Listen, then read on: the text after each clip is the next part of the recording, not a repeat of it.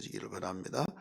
우리 읽었던 로마서 1장 1절부터 7절까지 읽었는데 오늘 제목을 부득불 붙인다고 한다면 로마서 서론이라고 저는 한번 정해봤습니다. 로마서 서론.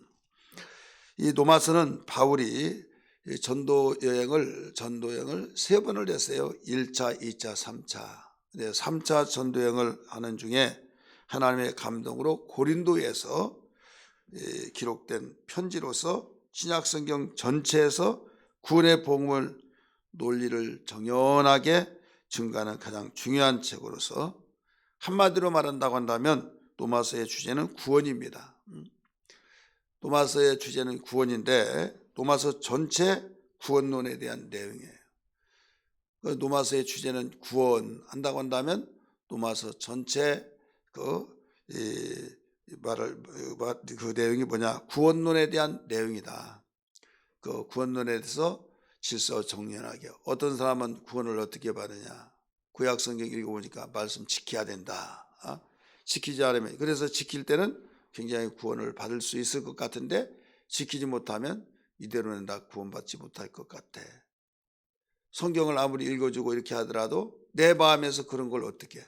예를 들어서 내가 열심으로 막 새벽기도도 하고 착한 일도 하고 주일 빠지지 않고 막 이런저런 맡겨진 사명을 감당하고 열심히 있을 때 내가 죽든지 아니면 주님이 오시든지 하면 나는 구원받을 수 있다. 확신이 되는데 내가 신앙이 다운될 때 주님 오신다든지 내가 하나님 앞에 먼저 간다든지 그러면 자신이 없다 이거죠.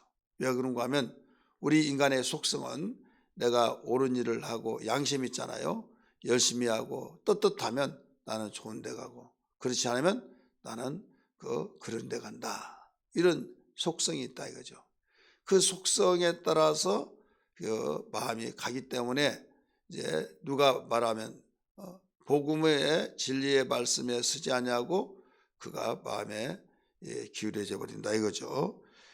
오늘 이런 가운데서 이런 분들은 특별히 로마서를 제대로 알아야만 됩니다. 왜 그런가 하면 로마서의 내용은 주제는 복음, 로마서 내용은 구원론에 대해서 질서정연하게 잘 가르쳐주고 있기 때문에 또 구약과 신약을 잘 정리해서 말씀을 가르쳐줬기 때문에요. 그래서 구원론에 대한 내용이 1장에서 2장은 구원의 필요성, 1장에서 2장은 여러분이 평상시 읽더라도 그냥 읽으면 항상 읽기 때문에 그런가 보다 하는데 이제는 좀 이런 단락을 통해서 오늘 이 내용으로 계속 16장까지 로마서가 16장까지 있거든요. 16장까지 나갈 거예요. 그래서 1장에서 2장은 구원의 필요성을 가르치고 있어요. 왜 구원을 받아야 하느냐? 이런 구원의 필요성. 그 다음에 3장에서 5장까지는 칭의, 다시 말해 신학적인 용어인데요. 칭호할 때 칭하고 오를 의자 칭의입니다. 분명히 우리는 죄를 지어서 죄인이에요. 죄의 신분이 죄인인데 이제는 우리가 의롭다함을 얻었다. 너 죄인 아니야. 이제 너 의인이야. 죄를 안 져서 의인이 아니라 이제는 하나님의 사면복권을 시켜주셔서 의로운 의인이 되었다 이거죠. 여러분 어떤 죄수가 사형에 처했어요. 그런데 어느 날 사면복권을 시켜서 대통령만이 할 수 있는 사면복권 시켜서 그에게 무죄 사면복권에서 풀려났어요. 그래서 죄값을 다 자기는 치렀기 때문에 이제는 나는 죄인 아니야. 나는 여기서 해방됐다 이거죠. 마찬가지로 우리는 분명히 죄인이지만은 하나님의 은혜로 주님의 피 흘려주신 구속의 사랑으로 우리는 이제는 의롭다함을 얻었다. 그래서 신학적인 용어로 칭의 이렇게 말하죠. 칭의. 그래서 이게 3장에서 5장까지요. 그 다음에 6장에서 8장까지는 이제 너 죄인의 신분에서 거룩한 신분을 가졌으니 너는 이제는 성결하게 살아라. 이제는 거룩하게 살아라. 이게 바로 6장에서 8장이 성화라고 말할 수 있어요. 성화에 대해서 가르쳐주고 그 다음에 9장에서 11장까지는 예정론에 대해서 가르쳐주고 있습니다. 특별히 택한 이스라엘 백성에 대해서 분명히 그들은 예수를 믿지 않는데 예수 믿어야 구원받고 믿지 않으면 지옥 간다. 그러면 택한 이스라엘 백성은 예수를 믿지 않냐고 율법만 믿기 때문에 어떻게 되느냐? 그들도 구원받는다. 현재는 받을 수 없지만은 하나님께서 반드시 약속을 하셨기 때문에 받게 된다 하면서 어떻게 그럼 받느냐? 세상의 모든 그 복음이 한 바퀴 돌아서 맨 마지막에 거기에서 받게 된다. 이 복음에 예수님은 알파 오메가라고 그랬잖아요. 시작과 마지막, 처음과 나중. 그래서 복음이 예루살렘에서부터 시작했어요. 이스라엘 나라 예루살렘에서부터 시작했는데 정작 그들은 믿지 않고 복음을 적대시했어요. 그래 밀어내니까 결국은 이방인으로 가서 한 바퀴 지구를 다 돌아서 맨 마지막에 예루살렘이 복음화가 된다. 그래서 처음과 나중이다. 여기서도 볼 수가 있어요. 12장부터 16장까지는 구원받은 자의 삶에 대해서 가르쳐주고 있습니다. 구원받은 자는 어떻게 살아야 하느냐. 사회생활도 가정생활도 직장생활도 이 모든 우리가 예수 믿는 사람은 공중에 사는 것이 아니잖아요. 똑같이 세상에서 살잖아요. 그래서 예수 믿는 사람은 구원받은 자로서 어떻게 살아가야 하느냐 이런 부분을 잘 가르쳐주고 있습니다. 이제 바울은 1절부터 보면 그 자신을 세 가지로 소개하고 있어요.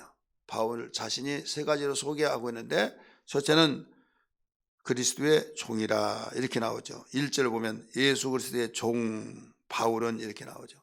자신을 대부분 사도라고만 이야기했는데 그 예수 그리스도의 종이라고 이렇게 소개를 하고 두 번째는 사도로 부르심을 받았다 이렇게 소개를 하고 있어요. 세 번째는 하나님의 복음을 위하여 택정함을 입었다 이렇게 가르쳐 줬어요. 1절 보십니다. 세 가지로 자기를 소개하고 있는데 예수 그리스도의 종 바울은 그 다음에 사도로 부르심을 받아 복음을 위하여 택정함을 입었으니 세 가지로 소개를 하고 있죠. 하나는 하나님의 예수 그리스도의 종이다. 종이란 건 뭐예요? 순종한다는 거죠. 아니오가 없어요. 모두 예만 있어요. 예. 그 다음에 사도로 부르심을 받아 이것은 무엇을 의미하고 있는가 하면 예수님의 밑에서 배우는 자들만이 사도라 이렇게 말하죠. 근데 12사도와 그 바울을 사도라 성경은 그렇게 가르치고 있는데 여기에 이 예수님은 직접 따라다니지 아니한 사도 바울이라 하니까 네가 뭔 사도냐? 예수님 제자도 아닌데. 근데 예수님은 아니 그 바울은 나는 사도다 해서 자칭 사도 스스로 사도라고 해서 결국 모두 사도라는 사실을 증명을 하면서 가르쳐줬죠. 내가 비록 예수님 밑에 따라다니면서 12사도들과 같이 그런 사도 그렇게는 안 했지만은 나는 예수님을 사도의 표가 있다 하면서 고린도후서 12장 12절에 사도의 표된 것은 하면서 세 가지를 제시하면서 나는 그러므로 사도다 이렇게 말했어요. 사도라는 것은 배웠다는 거예요. 인격도 배우고 또 지식도 배우고 능력도 배우고 그래서 사도라고 하는 거죠. 사도의 권위는 대단하죠. 그래서 종이지만은 나는 예수님께 직접 배워서 순종의 삶을 그대로 살아간다 이렇게 가르쳐주고 있는 겁니다. 세 번째는 하나님의 부르심을 복음을 위하여 택정함을 입었다. 이거 뭐냐면 삶의 목적을 가리키고 있죠. 자기의 신분과 자기의 이 모든 인격과 그 다음에 자기가 살아가야 할 이유가 뭐냐, 삶의 목적, 이 세 가지를 소개하고 있는 거죠. 이건 복음을 위하여 택정함을 입었다.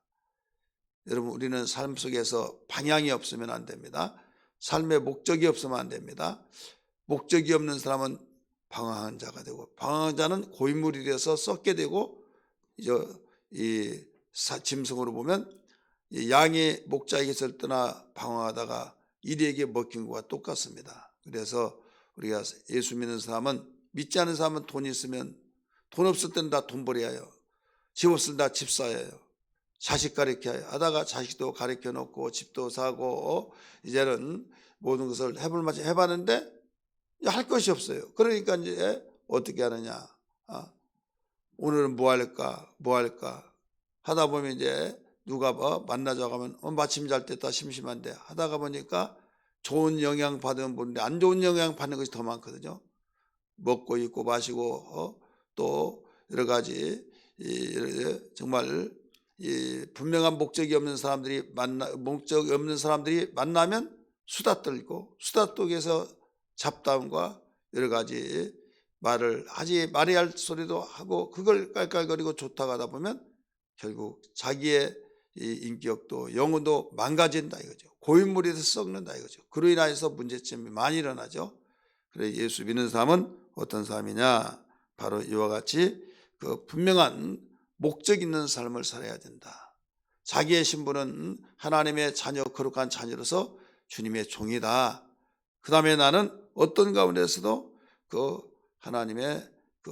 하나님께로부터 배운 사람, 나는 사도다라고 하는 그런 심정을 가지고 우리 배웠던 그 말씀을 따라서 내가 삶이 이제 목적이 그래서 하나님의 비전을 가지고 우리가 살아가는 것이다. 이걸 자기 자신이 1절에서 소개를 했어요. 우리 2절에서 그 다음에 또 한번 봅니다. 이 복음은 하나님이 선지자들로 통하여 그의 아들에 관하여 성경에 미리 약속하신 것이라. 3절 같이 읽습니다. 4절까지 시작. 그의 아들에 관하여 말하면 육신으로는 다윗의 혈통에서 나셨고 성결의 영으로는 죽은 자 가운데서 부활하사 능력으로 하나님의 아들로 선포되었으니 곧 우리 주 예수 그리스도시니라. 아멘. 아멘. 여기에 특별히 3, 4절을 기준해서 본다고 한다면 예수님의 인성과 신성을 대조시켜 주면서 말씀하고 있습니다. 복음의 주인공이 누구냐? 예수님은 그 하나님의 아들이에요. 하나님의 아들로서의 복음의 주체가 되고 복음의 바로 중심 인물입니다. 복음의 중심 인물. 우리가 복음하면 복음이란 말은 어원적인 면에 단어적인 뜻풀이로 보면 깊은 소식 이런 뜻입니다. 깊은 소식. 그래서 예수님이 하신 말씀은 모두 다 깊은 소식으로서 모든 이 세상은 어떤 세상입니까? 바로 이 세상은 슬픔과 불행과 또 이 절망이 가득하고 허무하고 죽음의 어둠의 그 세상이 이 세상이잖아요. 근데 이 반대로 보세요. 이 슬픔, 불행. 그러면 슬픔 반대는 뭐예요? 기쁨이죠. 불행은 뭐예요? 반대는 행복이죠. 그 다음에 절망은 뭡니까? 소망이죠.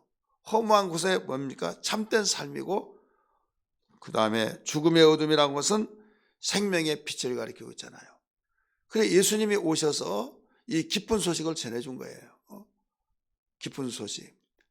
복음의 주체로서 복음의 그 모든 말씀을 가르쳐 주심으로써 이 세상의 절망과 좌절과 시리에 빠져서 불행하며 죽음의 어둠의 삶을 살고 있는 가운데 복음으로 기쁨을 주시면서 소망을 일으켜 주셔서 위로를 내주시고 내가 살아야 할 것이 뭔가 빨리 죽음을 있다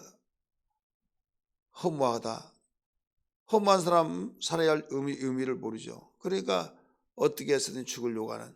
근데 복음을 접하면 나 살아야 된다 생각이 바뀌어져 버린다 이거죠.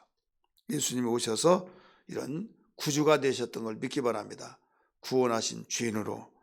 그래 여기에서 이제 이 예수님은 신성과 인성과 신성을 같이 가지신 이 복음의 주인 되신 분으로서 대조를 하고 있는데 특별히 인성에 대해서 봅니다. 3절 보세요. 아들에 관하여 말하면 이게 나오죠. 아들에 관하여 그의 아들에 관하여 말하면 지금 2절에서 말씀하시는 걸 말씀하고 있어요. 그의 아들에 관하여 2절을 이 복음은 하나님이 선지자들로 통하여 그의 아들에 관하여 이렇게 나왔잖아요. 그래서 설명한 겁니다. 아들에 관하여 말하면 육신으로는 뭐라고 씁니까? 다윗의 혈통에서 나셨고 성결의 영으로는 죽은 자 가운데서 부활하사 이렇게 나오죠. 그래서 인성은 다윗의 자손으로 나셨다. 이걸 강조하고 있죠. 그 다음에 신성은 성결의 영이라고 나와요. 성결의 영, 거룩한 영 이거예요. 하나님의 아들이라고 나오죠. 하나님의 아들은 신성의 증거로서의 부활하셨다는 것을 여기서 가리키고 있죠. 그래서 우리가 믿는 예수님은 세상의 구주가 되신데, 나를 구원하신 구주가 되신데 완전한 인간이요 완전한 하나님이시다. 이것을 여기서 가르쳐 주고 있습니다. 세상에 이런 데가 어디 있습니까? 이런 자가 어디 있느냐 이거죠. 인간이면 인간, 그것으로 끝난 거죠. 신이 아니면 인간이잖아요. 근데 우리가 믿는 예수님은, 바로 하나님의 이 세상에 보내신 예수님은 어떤 분이에요? 완전한 인간이시다. 완전한 하나님의 아들이시다. 그래서 아들로 말하면 다윗의 자손으로서, 그 인간으로서 다윗의 자손. 그 다음에 이제 신성을 말할 때는 성결의 영으로서 이 세상에 나셨는데, 그분은 그 하나님의 아들이다. 하나님의 아들이 왜 죽었느냐? 우리를 구원하시게 죽으셨다. 죗값을 지불하기 위해서 죽었다. 말이 된 말을 하라. 그러면 이 말은 그래 될 말을 한다. 사람은 죽으면 사느냐? 죽지 않느냐? 살지 못하고 그걸로 끝이 아니냐? 이것은 바로 죄인이란 증거고, 예수님은 살아나셨다. 사흘 만에 살아나셨고 40일 동안 세상에 계셨고, 그 다음에 500여 명 이상이 보는 데서 하늘로 올라가시고 다시 오신다고 했다. 그렇기 때문에 이거 부활이라는 자체가 예수님은 하나님의 아들이시라고 하는 것을 증명해 주는, 신성이라고 하는 것을 증명해 주는 핵심입니다. 그래서 부활이 얼마나 중요하다는 것을 여기서 가르치고 있죠. 그 다음에 우리는 여기에서 그 5절 6절을 봅니다. 5절 6절. 그로 말미암아가 누구예요? 신성과 인성을 가진 예수 그리스도로 말미암아 우리가 은혜와 사도의 직분을 받아 그의 이름을 위하여 모든 이방인 중에서 믿어 순종하게 하시니, 6절 같이 읽습니다. 너희도 그들 중에서 예수 그리스도의 것으로 부르심을 받은 자니라. 여기서 우리는 무엇을 발견하고 있냐면, 우리는 예수 그리스도로 말미암아 구원의 은혜를 받은 자다. 이걸 가리키고 있어요. 구원의 은혜를 받은 자다. 인성과 신성을 가지신 하나님이 이 세상에 보내신 예수 그리스도를 통해서 예수 그리스도로 말미암아 은혜의 구원을 받았다. 구원의 은혜를 받았다. 이게 나오잖아요. 그로 말미암아, 예수로 말미암아 우리가 은혜와 사도의 직분을 받아 그의 이름을 위하여 모든 이방인 중에서 믿어 순종하게 하나니. 두 번째는 복음을 전하여서 이방인 중에서도 믿게 해서 순종하게 하셨다. 내가 예수 믿고 그 다음에 그걸로서 끝난 것이 아니라 내가 받은 은혜를 우리는 전하여서 예수 알지 못한 그들도 순종하게 하기 위해서 그리고 가르쳐 줬죠. 그 5절 하반절에, 그 다음에 6절에서는 너희도 그들 중에서 예수 그리스도의 것으로 부르심을 받은 자이다. 우리의 소속을 분명히 알아야 된다 이거죠. 복음의 사람은 나는 그리스도의 부름받은 자다. 한번 따라서 합시다. 나는 그리스도의 부름받은 자다. 너희도 그들 중에서 예수 그리스도의 것으로, 하나님의 것으로서, 우리 주님의 것으로서 부름받은 자다. 여러분, 이 확신 한 가지만 가지더라도 세상을 이기네요. 나는 주님의 것이다. 여러분이 결혼하기 전에는 나는 내 거야. 그러다가 결혼하면 나는, 남편이 당신은 내 거야. 물건같이 느껴질지는 모르겠지만 기분이 그런데 나쁘질 않아요. 내 거야 라는 말 많이 듣잖아요. 이제는 결혼한 이상 내 거야. 우리 소속이 이제 주님의 것이다 이거죠. 인성과 신성을 겸하시고 우리의 구세주가 되신 주님이 말씀하신 거예요. 그래서 침례받을 때 하나가 됐다고 그러잖아요. 물속에 들어갈 때는 나는 완전히 죽었다. 죄와 함께 죽었다. 그 다음에 살았을 때는, 물에 올라올 때는 예수와 함께 살았다. 연합한 자란 뜻이잖아요. 그래서 나는 주님의 것으로 뭐라고 그랬어요? 여기에서 부르심을 받은 자다. 여러분, 이제 우리는 분명히 살아야 할 목적이 있어요. 왜? 예수 믿기 전에는 내가 밥 먹고 잘만 살면 된다, 집 사고 자식 낳고 내가 정말 젊음을 또 가꾸어서 누구에게 이쁨 받고 인정받고 야 너무 멋있어, 그걸 행복으로 여기고 살았던 우리지만은 우리는 이제는 그렇게 살다가 지옥 있는 것도 모르고 죽으면 끝나지 막연하게 살았지만은 분명하다 이거예요. 우리 인간이 어떤 존재냐 하는 걸 알았잖아요. 이제는 예수 그리스도로 말미암아 예수로 인하여서 구원받은 하나님의 은혜로 구원받았다. 그 다음에 내가 구원받았으니 이제는 복음을 다른 사람에게도 이 깊은 소식을 전해줘서 그들도 내가 예수를 알기 전에는 내가 마음대로 살았는데 이제는 내가 예수를 알았으므로 내가 그들에게 전하여서 그들도 나와 같이 예수 믿게 해야 된다. 이걸 알고 이제는 나는 내 것이 아니야, 주님의 것이야. 주님이 주님의 것으로서 나는 주님의 부르심을 받았다. 너 이제는 내 비전을 가졌으니 그 비전을 가지고 살아라. 이 말씀을 일러주신 겁니다. 오늘 이 시간에 기도할 때 주님, 무엇보다도 예수 그리스도는 우리의 구주시며 주님의 은혜로 내가 구원받고 살게 되었으니 겸손과 감사함으로 복음을 이웃에게 전하며 살게 하여 주옵소서. 이런 신앙의 고백이 되기를 주의 이름으로 축원합니다.